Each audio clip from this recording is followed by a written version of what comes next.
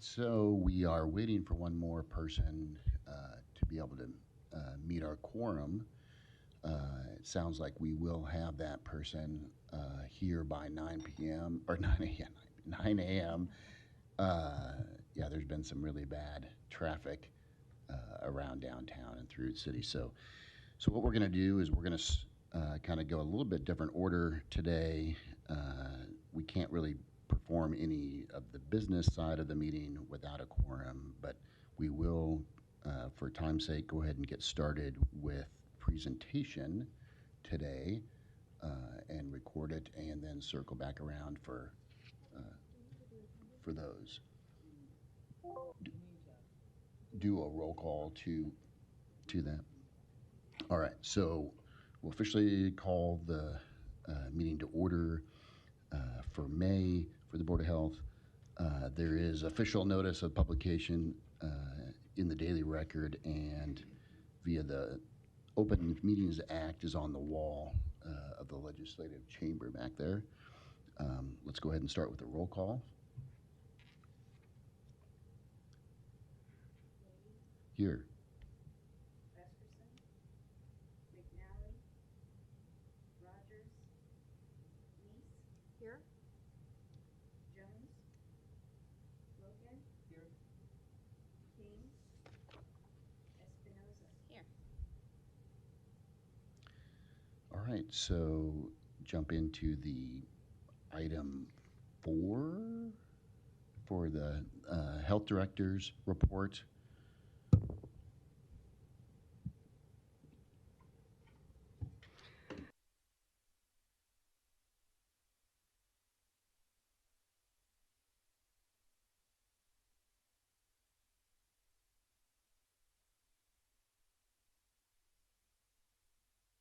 That the Public Health Department undertook with the response with the tornadoes that moved through at the end of April. Since we have been pretty busy really doing that response work and trying to make sure that all of the public health bases are covered anyway. So just so you are all aware, on April 26th, we had a couple of tornadoes that moved through the Omaha area and caused quite a bit of damage in the Elkhorn and Bennington areas, as well as outside of Waterloo. And we actually at the health department, I have to say, the internal response was pretty darn, it was great. Our staff, I had actually let go for the day starting at 3:30, so people were packing up their items and getting ready to go. And then we discovered that there was a tornado on the ground in Waverly, and at that time, I made the decision not to let people go and to have them shelter in place in the health department, which they did for a couple of hours, and that went very smoothly. It's the first time since I've been here, I think, that we had to actually shelter for a tornado. But we, from there, you know, as the event was ongoing, our emergency response coordinator, deputy director, and I were all in communications and planning for what would need to happen. We were able, because of the media, we could kind of watch this event unfold in real time, so we knew immediately that, you know, there was going to need to be a public health response. And so we were able to contact Douglas County Emergency Management and make arrangements for us to come down to the Emergency Operations Center as soon as it was safe for us to do so. So we were able to do that. And from there, we really jumped straight into response. So we planned for many communications to go out to the public around safety. We consulted with our food safety and our sanitation experts in the health department to kind of gauge what the impact might be there. Our food safety person did end up going out and the very next morning and looking at restaurants that had been impacted by the tornado to ensure that you know, they were good in terms of food storage when they didn't have power, that they were able to get everything back up and running, to give advice if needed on how to get things moving safely. and also helped us to conduct a shelter assessment the evening of the tornado. So we were able to actually go out to the shelter that the city stood up at Common Ground in Elkhorn, which is a beautiful facility. If you're going to have to stand up a shelter, that is exactly the sort of place you hope is available, because it is clean. It has really ample facility to have people there. And they were extremely collaborative, and just it was a very smooth process for us to go out and do that inspection. There was no concern that we noted doing that inspection. We also started working right away to plan to set up a tetanus clinic. So we knew that anytime we have cleanup efforts after any kind of disaster such as this, there's a fair amount of injury that comes from just cleaning up. And so we did start planning for the tetanus clinic, finding out how much tetanus vaccine we actually have on hand. There are some nuances around how you can use vaccine depending on what source it comes from, and so we had to also work with the state to make sure that we were okay to use our tetanus vaccine for this. And we also sourced it from a couple of other agencies around town if we would need it. So we were very grateful for our other partners in the community who were willing to allow us to either buy it or borrow it from them and replace. And we were able to get that vaccine clinic stood up less than 48 hours after the event, and we ended up vaccinating, I believe, over 100 people. So that was fantastic, and most of those people who came in did have some level of injury. We had nurses there, so they were able to assess people and, say, hey, you probably need to go get stitches or, more care for this injury, or, okay, this is minor, let's give you this, here's how to watch for infection, that sort of thing. So that was really good. They were also able to look up vaccines for people. So I don't know about you, but I don't actually remember when my last tetanus shot was. So it's very helpful if you have somebody who can pull up the registry and actually check that. So they were able to do that. And there were a few people who came in who didn't actually need it because they'd had it recently enough. So that was an incredible success, and we're really, really proud of how quickly our team was able to put that together. And we're very grateful to Common Ground for allowing us to use their space in the shelter to administer those vaccines. So that worked out very, very well.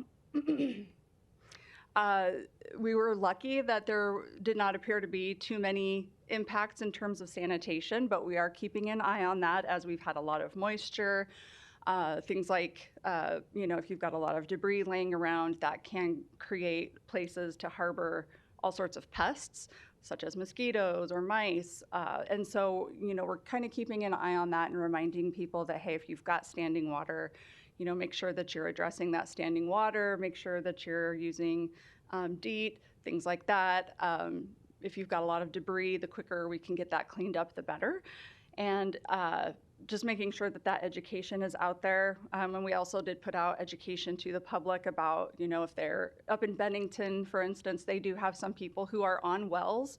Most other places in Douglas County really aren't. They're all on municipal water, but we do still have a few on wells.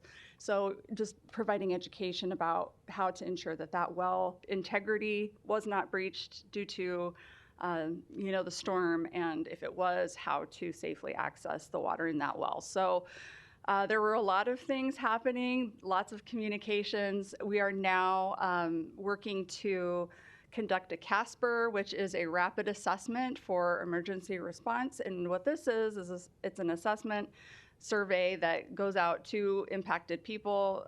It is structured somewhat like a research study, but it is not research. It truly is an assessment meant for immediate response there in a community. So this doesn't need an IRB or anything like that.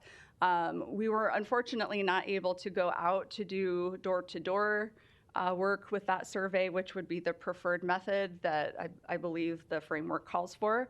But we are going to be putting out the survey on the internet.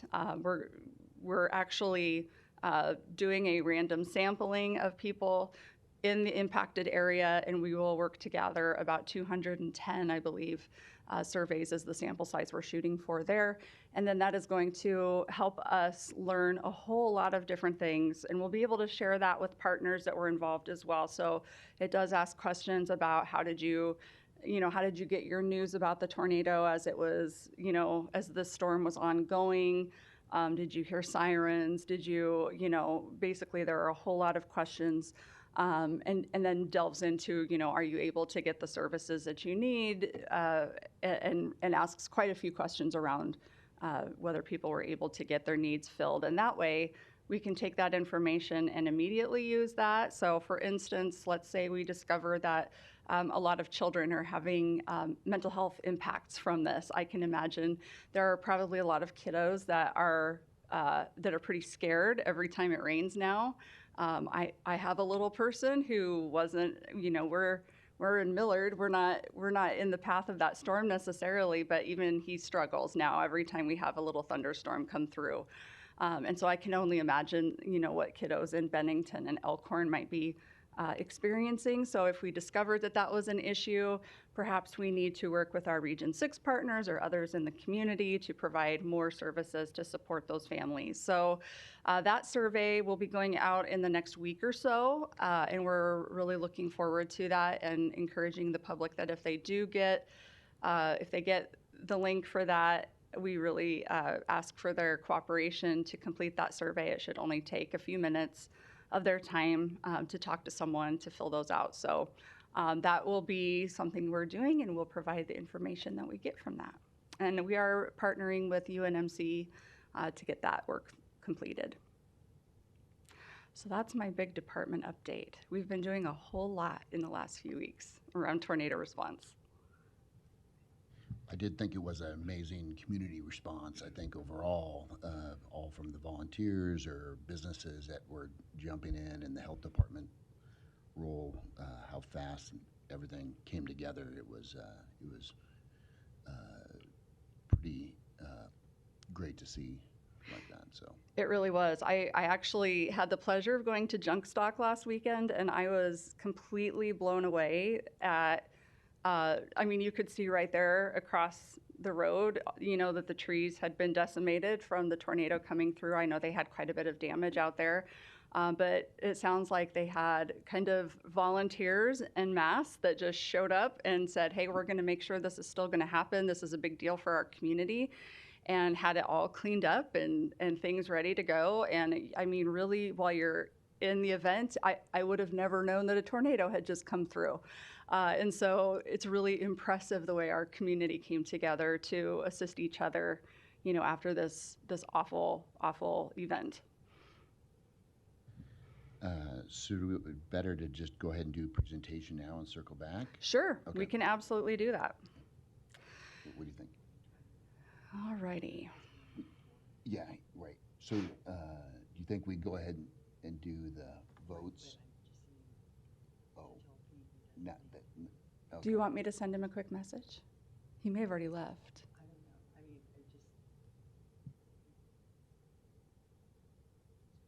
Can we pause for 30 seconds? Wonderful. I'll just send him a quick note.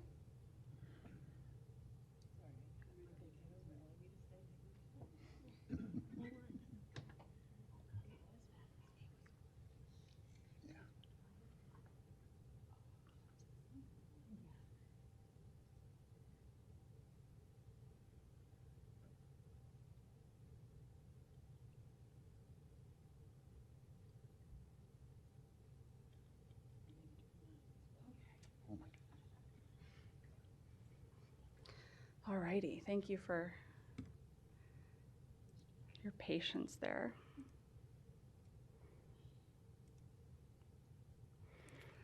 Okay, so then we'll go into item 5, the presentation by Dr. Hughes for the state of public health.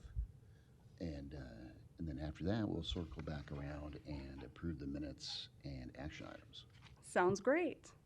All right, well, it is State of Public Health Month, so we're very excited to give you a rundown of some of the work that's been done in our department over the past year. We're going to hit the high points anyway. And any questions you have, I'll have a little bit of time after the presentation for that. The first thing I want to note is just this year is kind of a reset year. So we're trying to align a whole lot of different pieces of data so that our state of public health is more cohesive, along with like our community health assessment, our strategic plan. It seems like we have kind of a lot of different places that we can have information and data and goals and that kind of information coming to you, and we really are trying to streamline that. So this year is really kind of a reset year, and we want to really take some time to celebrate the great work that is happening in our department, because I think it'll set a nice foundation in years to come for where we're going to go. So to start out, we are going to just cover really quickly what Douglas County looks like from a demographic standpoint. So this is from 2022. Our population is approaching 600,000. If you include the surrounding counties that make up our metro, we are getting very close to 1 million people, and we expect that we probably will hit 1 million people here in the next few years. So Douglas County is definitely growing, and of course, we work very closely with Sarpy-Cass County Health Department and also Potawatomi Health Department in Iowa as we kind of plan and talk about public health in the region. But here we can see that of those 586,000, we skew a little bit to the younger side in terms of age. You can see that we also skew just a little bit higher on the household income.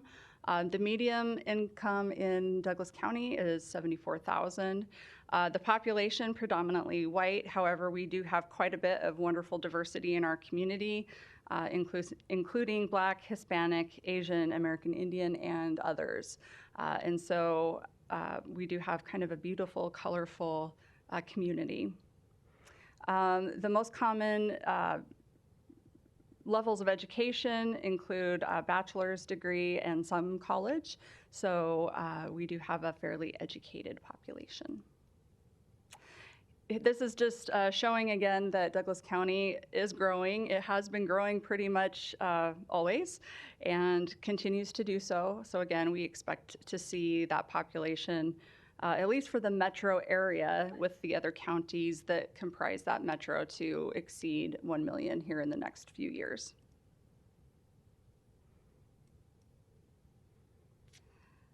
I think it's always worth revisiting the definition of public health, and honestly, there are a few of them out there, but I really like this one. Public health is the science and art of preventing disease, prolonging life, and promoting health through the organized efforts and informed choices of society, organizations, public and private communities, and individuals. And the reason I really love this definition is because it focuses on choices of many, many, many entities. It's not just the health department kind of back in the corner trying to push health. Public health really takes everybody in a community to really build up the environment in which people can be healthy. And so I really like this definition for that. So we're going to jump into the work that our programs are doing in Douglas County. So we'll start out with epidemiology and emergency response. So it's important to keep in mind that individuals of all races and genders and ages are at risk for communicable diseases.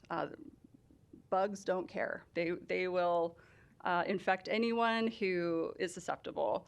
Outbreaks of communicable diseases can have not just serious impact on human health, but can also be very costly for our communities. So we aim to reduce the potential for illnesses and deaths, minimize transmission of diseases, and then, of course, lower healthcare costs for our entire community.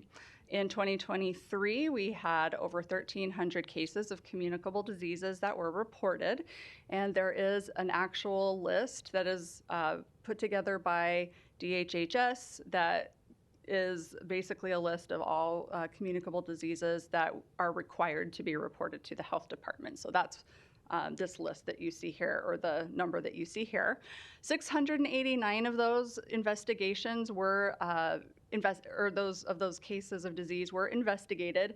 Not all communicable diseases need a case investigation, but 689 of those did get an investigation completed. There were 24 outbreaks that were reported and investigated, and then we did over 1,900 DOTs, so that's the directly observed therapy that we do for patients with tuberculosis. So it's quite a long treatment, and to ensure people are able to stick with their treatment, we actually watch them take their medications and follow up to make sure they're not having any bad side effects, or there aren't any reasons that are coming up that would cause them to stop taking their medications. So we kind of case manage just a little bit if there are things like that going on as well.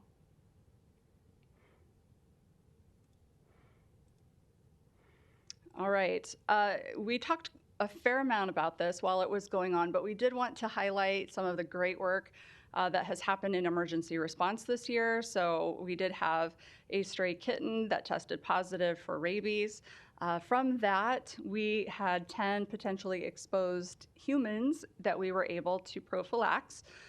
We, of course, don't know how many animals could have been exposed. And because we didn't know that, we undertook quite a large response that was comprised of 15 local, state, and federal partners.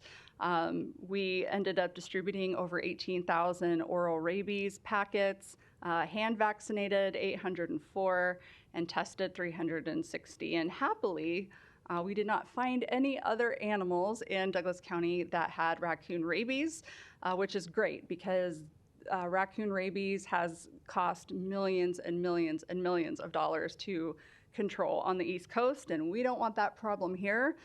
So we were, it looks like, able to mitigate that from happening here.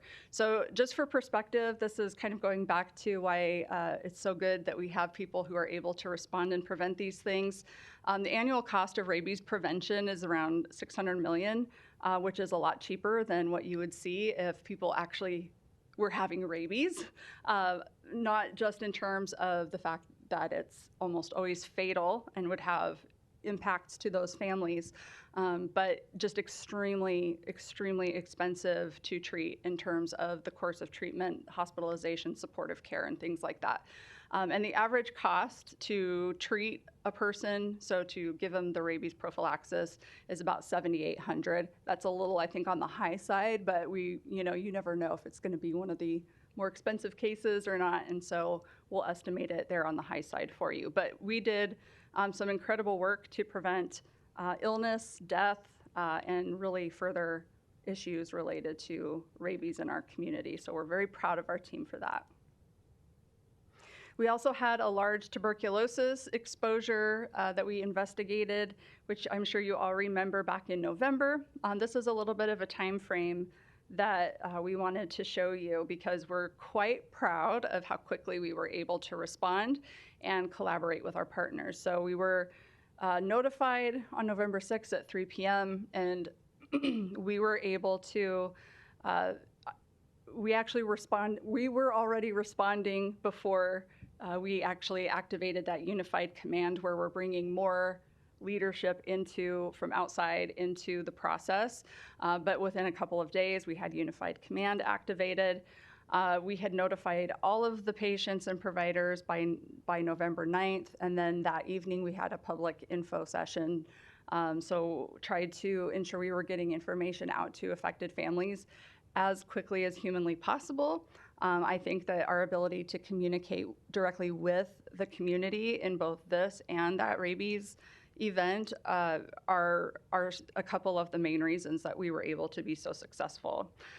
So we're very proud. We were able to notify over 500 exposed individuals and their families within about 72 hours. So that's pretty incredible. And then that same weekend, Children's was able to hold a clinic for the higher risk children that needed to be tested and put on window prophylaxis. And then the next week, we were able to do our own testing clinic. And so it's pretty incredible how smoothly and quickly that response was able to occur. And all in all, we were able to identify 643 people who were exposed. We were able to do complete testing on 319 people, and there were only 2 positives that came out of that, and those were both household contacts. They weren't community contacts, so that's wonderful news. And again, that was a fantastically successful response. Moving on to lead poisoning prevention program. We have been focusing quite a bit on community partnerships to combat lead poisoning, and there have been some changes from EPA in terms of acceptable, well, there's not an acceptable lead limit, but they've changed the threshold at which we do certain things like testing. And so we have a lot of changes coming up from EPA, and so it's good that we have a very strong program for this. So the main goals for this program in 2023 included increasing blood lead screenings in children, decreasing exposures to lead-based paint, and increasing awareness about lead in spices. So paint and spices are 2 of our main avenues through which children are exposed to lead here in our community.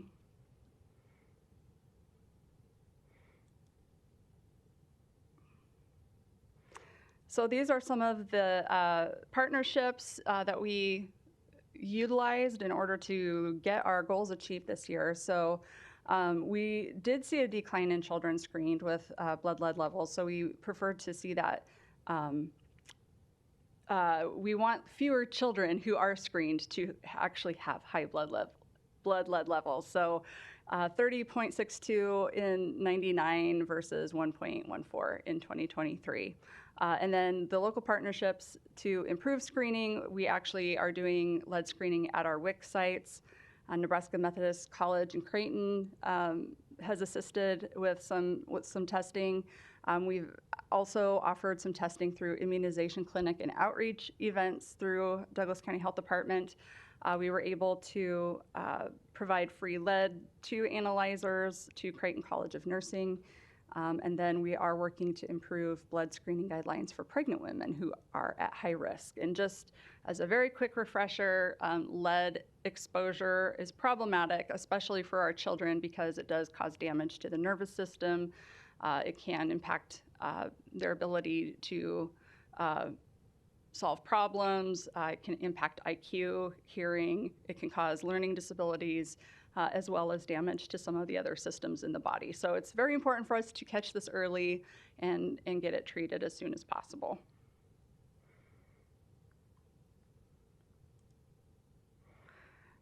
This map probably looks familiar because we show it to you, I think, every year. But last year we had 298 confirmed cases of kiddos whose blood lead levels were above 3.5 or higher. Most of those were in the 11 zip codes that are colored yellow that you see here. And 68111 remains our zip code with the most prevalent cases, and most of those are associated with paint. Some of the other activities that have been going on to prevent lead poisoning, again, lead paint still remains the #1 source. So for pre-1978 housing, and most of that housing is actually east of 72nd Street, so that's where we tend to focus our efforts. But we do provide free Swiffers for homes with lead-poisoned children to clean up the dust from the paint. We also provide HEPA-filtered vacuum cleaners for those impacted. And we work very closely with the City of Omaha's lead hazard reduction program. We refer them to the city pretty frequently. And then, again, we actually have people who go out to these homes and work with the families to educate them and help them put together a plan to remediate any of those lead issues in the home. So people are often surprised to hear that spices are kind of the second leading cause of lead poisoning here in Douglas County. And this mainly affects our refugee populations and immigrant populations. Oftentimes they're bringing, cooking implementation and spices and things like that from their home country with them. And there unfortunately can be lead present in those spices depending on how they are put together. And so we are working to increase state and federal awareness around that. You probably remember the applesauce recall that happened not too long ago, and we did work across programs in the health department to make sure that our food safety folks were able to go out and pull applesauce off shelves if necessary. Our lead team also presented at the APHA conference. We've also been collaborating with UNO to stand up some citizen science, which is basically when we're educating people in the public to kind of take issues into their own hands to fix an issue or to address an issue. And then we've also worked with some chemistry students who were able to collect and test spices for lead. So that's a pretty great opportunity for them. And we have a very nice brochure about it, which is available at the health department. Moving on to sanitation control and engineering and air quality. So air quality, I think this is a great topic because we had horrible air quality yesterday. It was pretty gross out there between the smoke from Canada and the cottonwood trees seeding. It was kind of gross out there. We were able to partner in developing guidance for youth activities. So we do work with area schools to ensure that they know what air quality looks like. So if they need to, they can change the activities that are planned for kids. We have an email-based 2-day air quality forecast system called enviroflash.info. We also are utilizing a Twitter account so that we can do instant notification of air quality events to the public, so they can get that information as quickly as possible. We also partner with the National Weather Service to use the alert notification system for air quality events.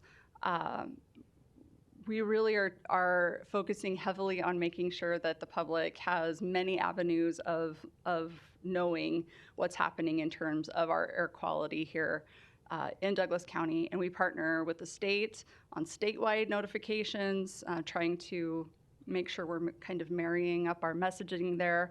And we are working with the Omaha Climate Action Plan to further develop and refine those communications when it comes to air quality. So a lot of work happening in our air quality. And just as a reminder, we have 7 monitors here around town, and they all monitor kind of different things. Lots of particulate, but then we also have some that test for different pollutants that are close to the interstate and things like that. So we have a pretty good eye on what's happening here in Douglas County. This is just a quick statement from the Health Services Director, Lori Bauda, over at OPS, and this is one of the school systems that we work with very closely. So they were able, Omaha Public Schools collaborates with Douglas County Health Department Air Quality Department when there's a potential for poor air quality.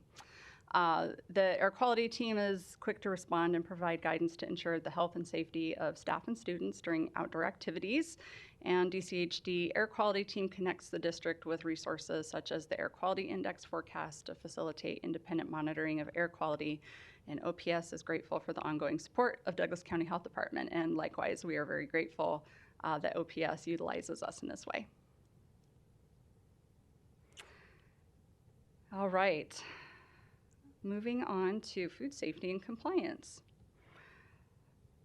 So our food safety and compliance team serves about 13.3 million people annually when you take into account all of the people who come through Omaha. So yes, we have 600,000 people who live here, but there are many, many, many visitors, over 12 million visitors to the area every year. All of those people have to eat. So we need to make sure that the food that they're accessing is prepared in a safe way. So they provide restaurant inspections, mobile unit and farmers market permits, and food safety training to our area food establishments.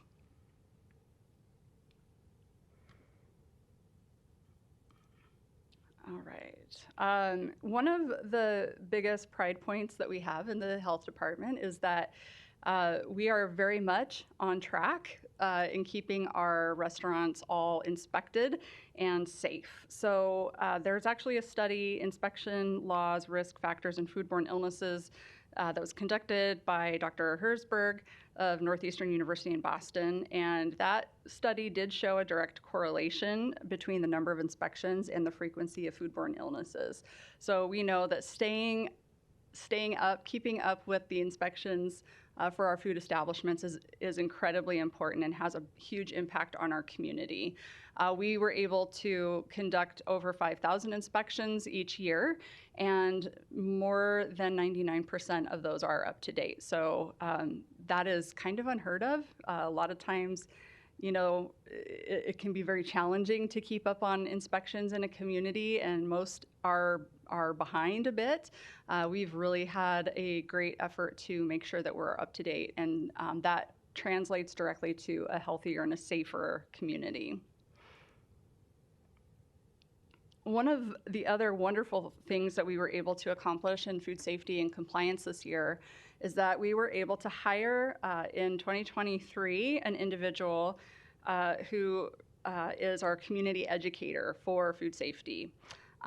This person is currently transitioning from his training.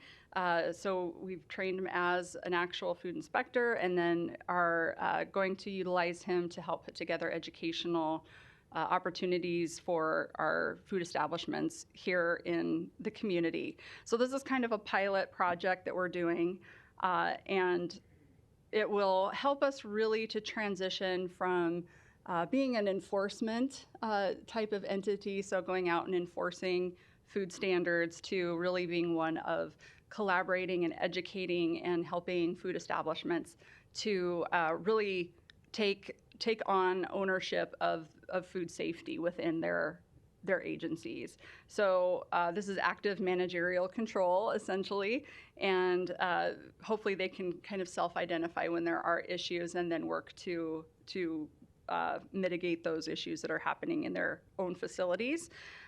One of the wonderful things about this position is that it is also Spanish speaking, so we do have a large proportion of food establishments that are Spanish-speaking staff, and so this person will be able to work a lot more collaboratively with not just the people who work in these restaurants, but also doing so in a way that is culturally responsive and respectful. So we're really, really excited about having Rodrigo Sanchez on our team. Moving on to our Division of Health Equity and Planning. So this is our Health Equity Office, who also does our plans. And let me get transitioned here. So the division, as you know, is a newer division that we have stood up. And the reason that we did that was really to ensure that health equity is something that is woven throughout our entire department. It's not just checking a box. It's not, just kind of we have it because we said we hired this person kind of scenario. We really, really want to take it seriously and ensure that we are an agency that respects and cares for all people regardless. So the vision of this particular section is really around being holistic, seeing the whole person, and not just the whole person, but the whole community, to engage in an active and authentic way, to impact in terms of advocacy, to be able to tell our story a lot better and to help others to tell their stories well, and just to really foster collaboration within our community. This is a little bit of a timeline for you to see kind of the work that has happened in this division. So one of our great successes this past year has been that we've beefed up our ability to communicate well with our community, and that means language access in languages that people speak. So Lingua is one of those avenues through which we're able to accomplish translation. We also were able to get Marty on board, which is it is an interpretation service that is video-based, so we are able to, in a couple of hundred different languages, we're able to offer people interpretation on the spot with a live person on video in whatever language it is that they need. We've also utilized our division for interview assistance. So we often have members of our health equity team that are serving on our interview panels to make sure that our hiring practices align well with equity. We've been making progress on racism as a public health crisis and those 22 action steps. And I think later in the year, you'll probably get to hear a more in-depth presentation on that.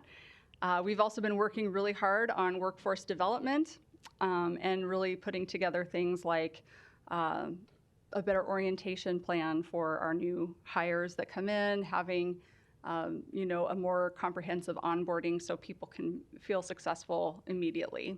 And then they've helped in a number of ways, especially with anytime we've had a response in the last few years, our health equity people have been at the table to make sure that as we're working through response work, that we are taking everybody into consideration when we're strategizing our way forward. This team also is heavily involved with community advisory meetings, accreditation. This year we were able to finally submit our package for accreditation in March. We are currently awaiting news of when our site visit will be, and this division is directly responsible for pushing us to at least that milestone. So we're very excited about that. They've assisted with dashboards and are also really pushing forward our performance management and quality improvement. All right. A couple of other notes that I have on our Division of Health Equity is that we are really wanting to advance a people-first culture. So it's important that we all remember that we are here to serve our community, and the people come first. We also want our workforce to be really, really well taken care of. We also want to ensure that we're not just staying stagnant, that we're able to grow. And again, that is something that our Health Equity Division is helping to enhance and push forward. And then, of course, organizational sustainability is a big deal. So they're doing a lot of work around making sure that our people who are in our department are really well-versed in public health core competencies and have what they need to grow and be successful. Okay, moving on to health data and vital statistics. So our vital statistics section handles birth and death records for Douglas County residents. And one of the really neat things that we are able to do with this section that people probably don't know about is that we are able to repatriate the remains of loved ones who may be from other countries but have passed here in the United States or here in Douglas County. So we work with other homes to make sure, or we work with other agencies such as funeral homes to help get that accomplished. And in 2023, we were able to repatriate loved ones for 40 families, and there are a number of different countries, and some of them have very different ways that different paperwork we have to sign and things like that. But our top ones were Mexico, Guatemala, El Salvador, and the Philippines. And we love that we're able to give families in other countries the closure that they need, by receiving their loved ones back when they've passed. So that's kind of a neat service we're able to accomplish here with our vital statistics. Moving into health promotion, we'll cover some overdose prevention. So overdose fatalities have unfortunately increased in Douglas County by over 100% from 2019 to 2022. We started out with 39 in 2016, and that has increased pretty steadily to 104 in 2022. We are working to address overdose through a few different avenues. First of all, the Overdose Fatality Review Team is really a system that's put together to effectively identify system gaps and innovative community-specific overdose prevention. So part of that is being able to get good data and ensure that the Overdose Fatality Review Team is able to look at all of the data in order to identify those gaps. Previously, we did not have the ability to get all of the data that we needed. However, our health promotion supervisor and our chief over health promotion were able to work on legislation last year that would ensure that we were able to get this data. And that legislation did go through the first time, which we're very proud of since that doesn't always happen. And so the legislation Overdose Fatality Review Teams Act was passed in June of 2023. So we're very, very happy about that. We also received the OD2A local grant. So this is really linkages to and retention in care, harm reduction, stigma reduction, clinician and health systems best practices, and surveillance. So there are a lot of different pieces that are happening under this grant, and we are really working with a number of agencies within the community to make that happen. And then again, like I said, the OD2 or the Overdose Fatality Review Team is something that we actually stood up a couple of years ago, and we were able to now that we're able to get the data that we need to actually have this team function efficiently, we were able to formally launch that and get work happening with that. All right.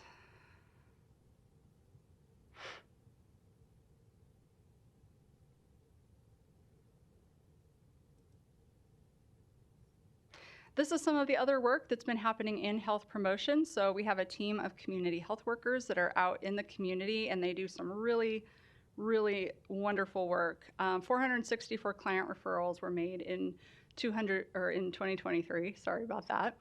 So basically, these are all individuals who came to or interacted with our community health workers and needed some kind of connection to other services.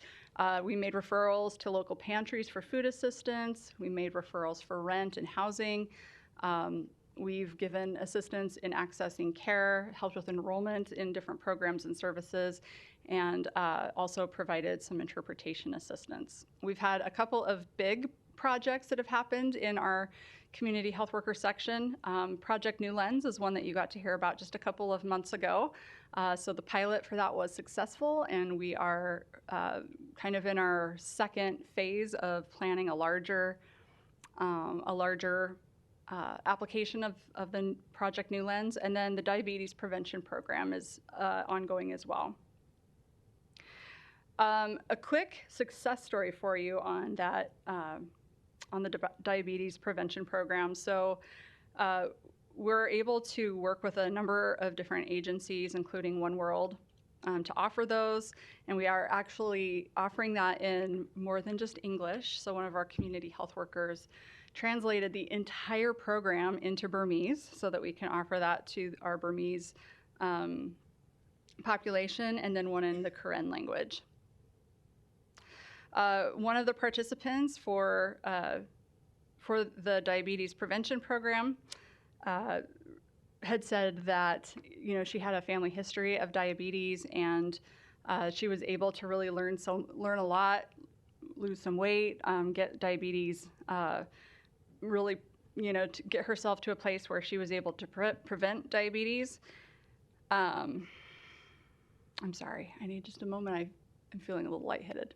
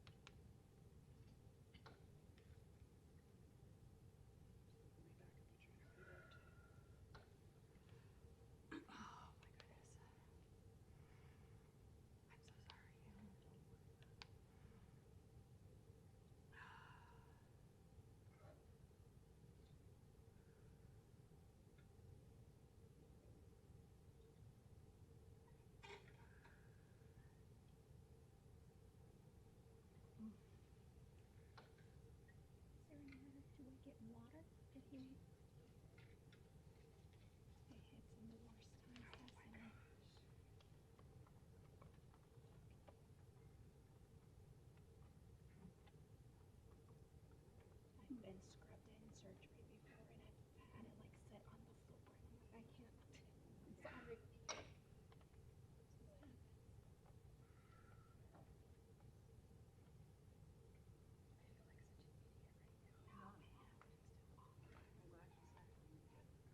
In surgery, we have one doctor that we say it's Dr. Parks effects because everybody that scrubs in with him ends up on the floor. I feel like I am flying sweat right now.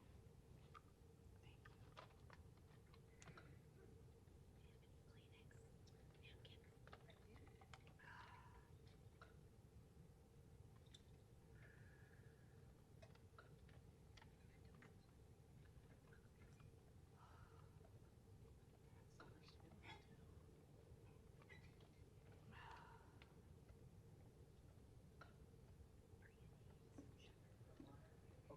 Maybe. Bless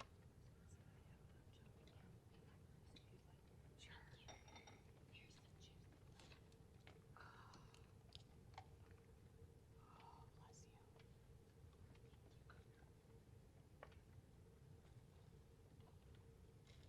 Yes, let's just blame diabetes.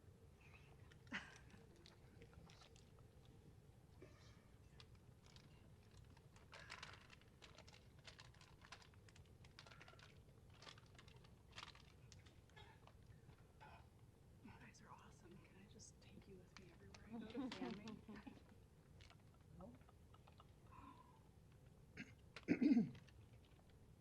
That would be an interesting proposition. Oh my goodness. You are really diaphoretic, Yeah. aren't you? Napkin. Okay, yeah. I have sweat in my eyes. Ooh. Tissue? You need Yes, Kleenex? somebody's getting some. Yeah, they're getting some. Oh my gosh. I did notice it was warm for a couple minutes earlier, and but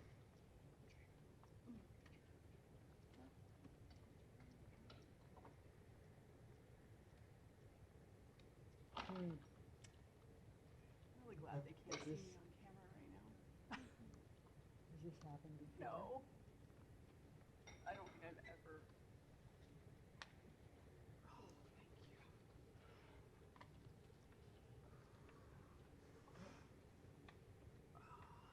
She got health professionals around, didn't I? Don't put this in the I think- paper, Julie. I think we've stopped. We're not. We've stopped that already. Okay, I think I'm better. Your brow is still really. I'm sweaty, yeah. Yeah. Yeah, and if you want to pick your feet up, you just relax for a minute, seriously. Don't feel like Yeah, you need to rush. yeah. Oh, I don't know if I can do chocolate right now. I might throw it up. Oh. The orange juice is good though. Okay.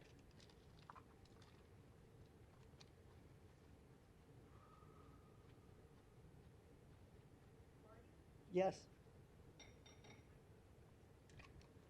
Muted? Okay, let's see.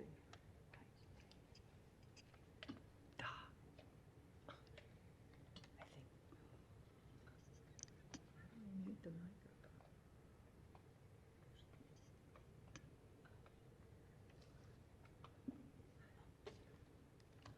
Over.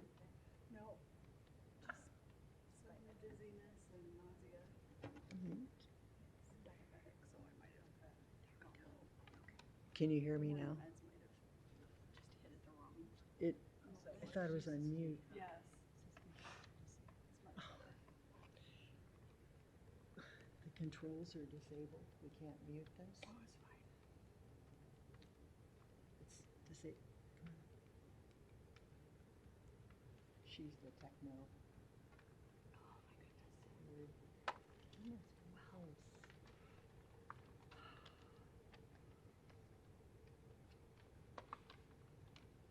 It says it's disabled, Jeannie. And now our screen has gone black. Mute the Zoom. How many people are on Zoom? Oh my god. So are we able to tell them what's going on? I did. I said. Put a flair for the dramatic. Okay, So I've muted the Goodness gracious. audio for the, yeah, okay. Well, I feel a lot better now. Well,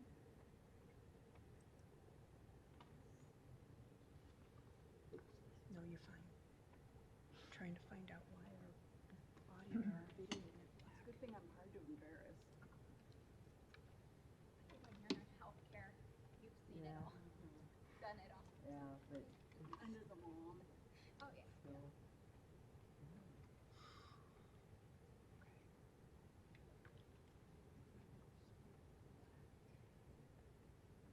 Oh my gosh. It was really cool when you're struggling. yeah.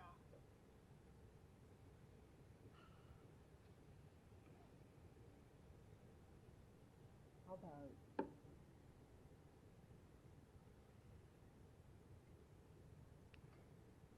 we, now, since we have a quorum, we can pause your presentation business? and you sit here and maybe Phil can sit here with you or Leah or somebody. And we'll do the business portion of it and then see how you do. Because we don't want to prolong you having to be here in the first place. So, does that seem like a plan? Are you going to be okay? Here's the fan. I feel better. Okay, yeah. I'll probably take my shoes off and Good. Please take your shoes Okay. off, sit down to do the rest. Okay. How And about- if you need us, you raise your hand, Phil. Yeah, that would be good. Maybe, Well, maybe I- so. That sounds actually great.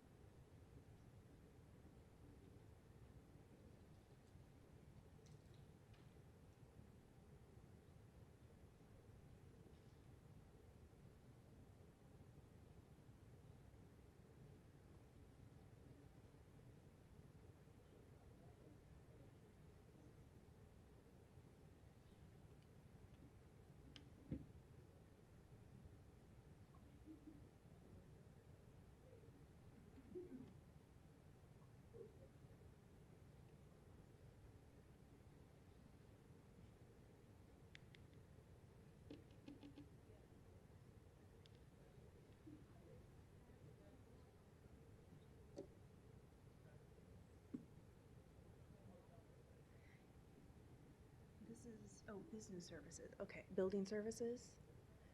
Okay, this is Heather with the Douglas.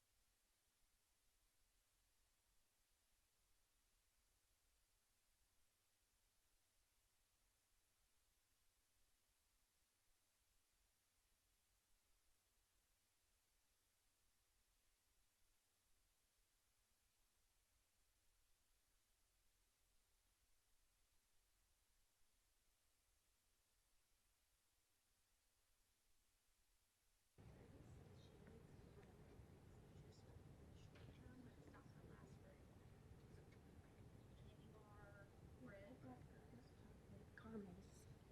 I don't know.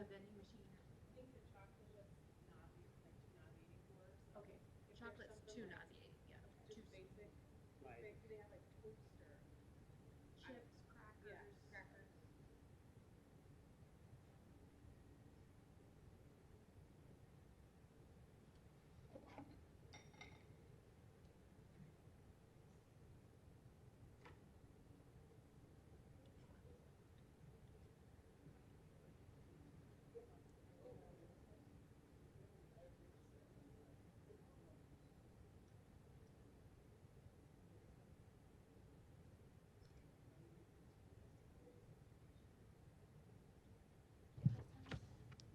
All right, I don't know if I'm talking to anybody. But we are, sorry about the, a little bit of curveball thrown at us here, but so we're going to pause the presentation for right now and circle back around to do some of the business side of the meeting today. First off, now that we have a quorum, we can vote to approve the minutes of last month's meeting for the Board of Health. Can I get a motion for approval? So moved. Second? A second? That's all right. Yep, sorry. Wilkin?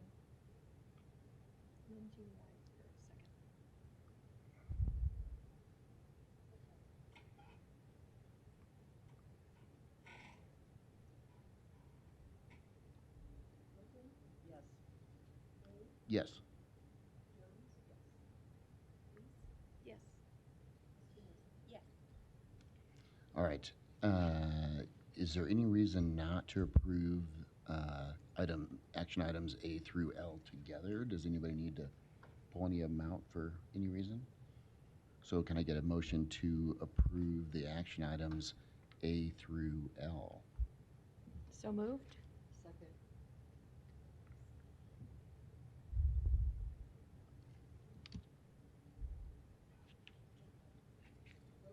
Yes.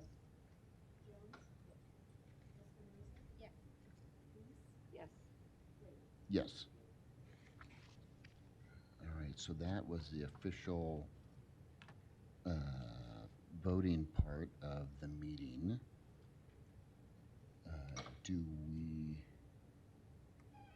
we want to table the rest of the presentation, or probably, yeah, and maybe continue the last part this next month's meeting? Apologize about the curveball now that Zoom's coming back online here. So our next meeting is scheduled June 12th. I don't think there's a... Okay, yeah, we were wondering if that was the accurate. So the next month's meeting will actually be... Okay. Oh, okay.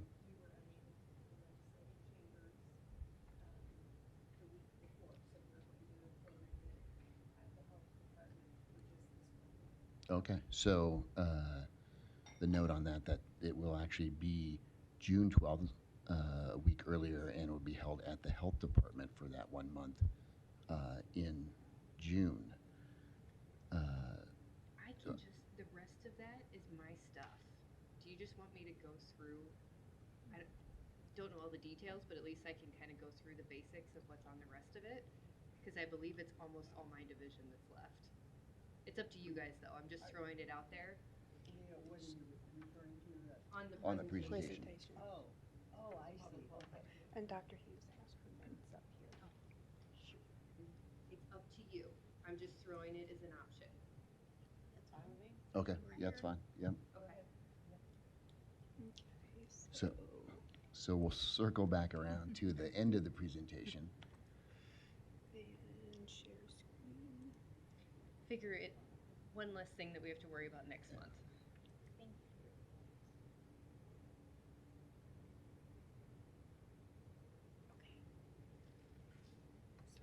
You'll just present this and she just have this here so she can look at her notes. Okay. Where did she leave off on? Okay, I'm just gonna skip, then we'll go to infant health, if you guys are good with that.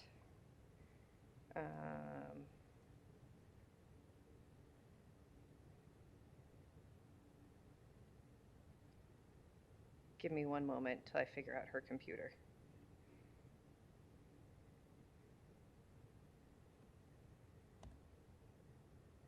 Okay, so we'll start with infant health. So we had Baby Blossoms come together in 2023, and then we also had a pause on it in 2023 just due to staffing reasons. We're still working on getting that brought back up and continuing the Baby Blossoms collaborative so that we can be moving forward in the maternal child health space. And our infant mortality data, as you can see, there's still high disparities happening. We are Our case review team, we reviewed 8 cases in 2023. In June of 2023, the Nebraska legislature passed the review of stillbirths, which was removed in 2013. Stillbirth is those infant born without signs of life, generally after 20 weeks of gestation. Let's see. So we're working on a strategic plan for our Baby Blossoms Collaborative, just so that we can still be moving forward while we are searching for staffing to assist us in these, in this space. So, oh, hold on. There's 2 things I'm clicking. So, the position has been posted and it is up now if any nurses are interested in our fetal infant mortality review team. Okay. I won't lie, it's weird. I've got 2 things I have to click on, so apologies. So for WIC, as you can see, we have our unduplicated participation at about over 22,000. And you can see the breakdown happening here. Our local agency WIC programs is the Douglas Sarpy Women and Infant Children Clinics. It serves all of the Omaha metro area. Anyone who resides in Nebraska can participate in our WIC local agencies. So we've got 4 main sites. Our Midtown over at Center Mall, West Omaha is 120th and I, Charles Drew Health Center, One World. We also work with Nebraska Medicine's Olson Center and the Sarpy Cass Health Department and Offutt Air Force Base as well. One thing to note is in Nebraska is about over 60,000 persons are eligible for WIC. 35,000 people participate in WIC, so that's about a 58% coverage. And if you look at the numbers of our actual participation, we have a large chunk of that. So I'm really proud of our WIC team of constantly, I know their schedules are jam-packed, so we are happy to have this service and providing the best we can to our community members.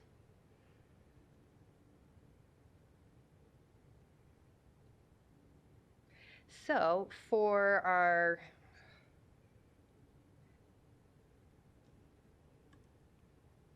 here we go. Breastfeeding support. This is one area that we are really pushing hard to increase. As you can see in 2022, our rates were just slightly above the national breastfeeding rate, but as Douglas County, we want to exceed that. And so we have been bringing on some breastfeeding peer support members, and we are excited to have some of those folks on board and hopefully see an increase in our breastfeeding rates here in Douglas and Sarpy.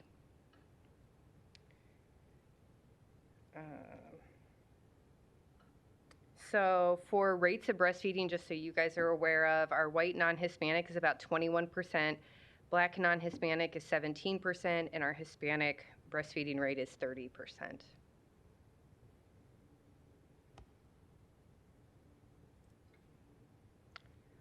Okay, so moving on to our STI control and immunization clinic. So our immunization clinic ensures access to vaccines. And as you can see with our COVID and Mpox, we had a huge number in 2022 with a kind of drop in 2023. So the interest in the Mpox vaccine has waned as the number of local and national cases has decreased. This is a national trend that we've seen. Only about a quarter of eligible at-risk individuals have completed the 2-dose series. Interest in our COVID-19 vaccines have waned just as the virus and the number of local and national cases have decreased as well, also national trend. Starting in September of 2023, we had the release of the new 23-24 formulation of the COVID vaccine, and we've been able to administer to those individuals that qualify for our Vaccines for Children and Vaccine for Adult program. We continue to screen and encourage clients to receive the Mpox and COVID vaccines.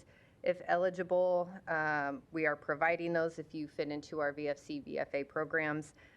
And we are doing promotion at community events, social media, etc.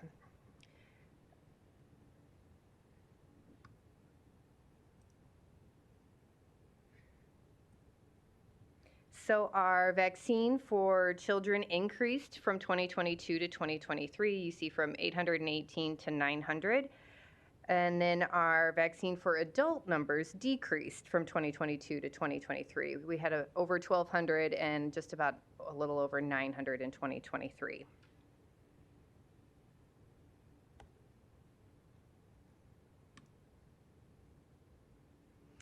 So for our STI transmission rate or STI incidence rates, prevalence rates here in Douglas County, our gonorrhea rates have gone down slightly and kind of plateauing. We've got our chlamydia rates that are pretty much staying along the same course that they've always been. And then syphilis rates have really been where we've seen the increase happening. As for note with our syphilis rates, these are infectious stages. I know I could go into a whole long story about infectious versus latent, but these are the ones where it is highly transmissible if exposed to an infectious syphilis individual. So we're seeing those rates increase. As you can tell, we are pretty high above the US and Nebraska average when it comes to gonorrhea and chlamydia. This has been a trend for how many years now? So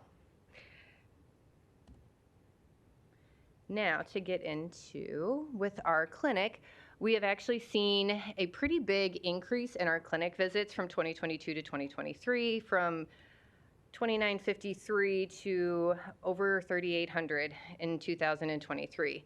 We've had a loss of funding in our STI clinic and control offices, but overall we're still increasing our clinic visits, which I'm really proud of the work these two teams have done.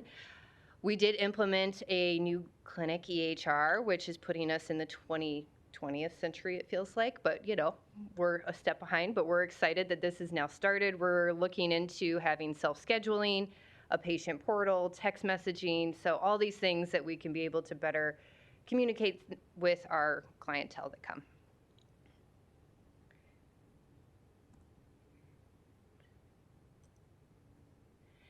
Now for our control program, some of the other things that we're doing that have been pretty innovative for addressing STIs in our community.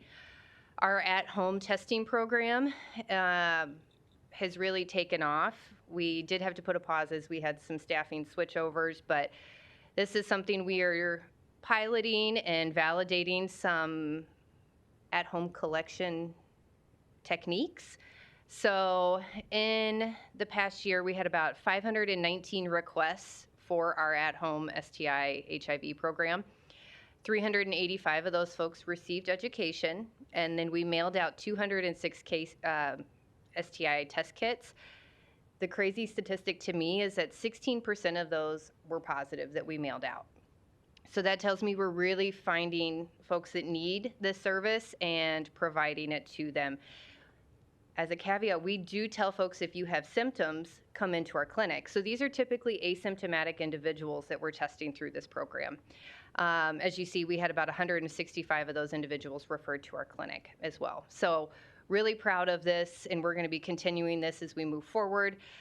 Our outreach and education program, we had about 600 events conducted in 2023, over 8,400 people reached, over a 3% increase in our condom distribution, and approximately 500 outreach tests. Leah, of those home test kits, is my understanding, excuse me, they're sent back to the health department? I mean, after the lab, the health department knows the results of the home test, and then you notify the individual? Yes, so those test kits, there is an online request form. Folks can go on, request a test kit. We have one of our prevention specialists basically call those individuals and say, hey, what are you interested in? What kind of piqued your interest in knowing why do you need a test? What kind of sex are you having? And then we send all the materials necessary for that. So it's tailored to that individual. Those test kits are mailed. And then if we don't get something back within a week or two, then we're calling that individual saying, hey, did you have any questions? Can I help with anything? And then we'll hopefully get those test results back, and then we submit them to the lab for testing. And then after they're identified, what's the follow-up from the health department? Yes. They are then followed up with our team of disease investigators and going through the case investigation, yes. And so you call the individual and say, your test results indicate you are positive for Yep. ST? And then they're encouraged to seek a healthcare provider or? We how do always they tell do it? folks if they test positive through our outreach programs, we call them. We say, no news is good news. However, if you do hear from us, please come in. We get them tested. So then we refer them into our clinic for treatment and then through that process. What was that? So we test for chlamydia, gonorrhea, for throat, rectal, and urine. And then if someone needs an HIV test kit, we do have at-home Oraquix that we send with that kit if someone's expressed interest in it. Unfortunately, we don't have syphilis included in that just because of some of the testing nuances with syphilis. If it's a point-of-care test, it's harder to determine if it's a new case or not if they've had syphilis before. So we're working on trying to figure that piece out. Yeah. Yep. Any other questions on that piece? One last, of those individuals that tested positive, how many of those actually came to the health department? I'd have to find that number for you. I don't know it I'm off the just- top of my okay. head. I know that we do have a fairly high treatment adherence rate, but I don't know specifically, so I'd have to get it for you. Sorry, last question. Is there a cost, did you mention if there is a cost for the home test kits? It's free. And then when they come in for the visitation, is there a cost for the treatment? For treatment, if it's, we have to do a full visit follow-up for the collection validation right now. And so we request a $25 clinic visit when they come in. We don't turn anyone away. So, Dr. Wilkin mentioned about the treatment. I can tell you about syphilis treatment. I just can't tell you specifically about chlamydia gonorrhea one. So, we have about a 99% infectious syphilis cases have received treatment due to our disease investigation. So I'm very proud of that number, always have been. Our STI control team has really focused in on getting those treatments into folks. So as for investigations, interviews, syphilis investigations, there have been over 650, infectious with over 75%, and latent 56%. Now, our chlamydia, gonorrhea, basically we just follow up. Because of the high syphilis numbers that we've been investigating, we've just been following up with providers on treatment for chlamydia, gonorrhea, because syphilis investigations have taken over our DI workload. So we do follow up with our clinic patients that come into our STI clinic. We do follow up with them, but outside providers, we do not with the actual individual.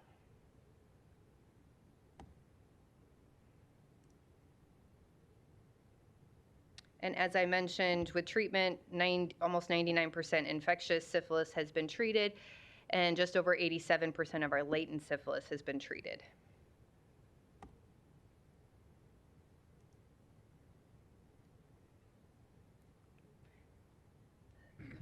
Thank Right. you Any for other questions from anybody? Thanks for being the pitch hitter. One question. Just out of curiosity, in previous reports, and it's been a few years, but we would have a YRBS update. Do you have any information about the kind of status of what's going on with YRBS? I'm going to look to Jamin for that one. I don't have anything directly. I'm willing to follow up with you offline about YRBS. Just a quick comment for the health department and for the volunteers that attended the Cinco de Mayo this past weekend. I did see that Douglas County had several volunteers there. They were giving out great information. I was there with CHI as well, providing some health information for the community, and just very, very thankful for those volunteers that take the time to be there. And they provided free condoms, and they provided information in different languages. So that was very well received by the community. So I just want to, if you can extend, thank you from the community. Thank you. Great. Well, thanks, Leah, again for Like I finishing said, all I that was just up. trying to help. I All right. didn't probably give as much details as Dr. Hughes would have, but I appreciate that. So I think with that, we just need a motion to adjourn. So moved. Second. Second?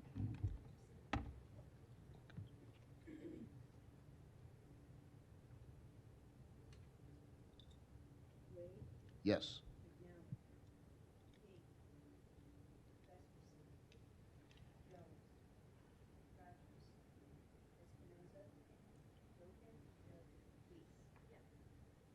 All right, and hopefully a little less exciting meeting this next month. So we'll see y'all then.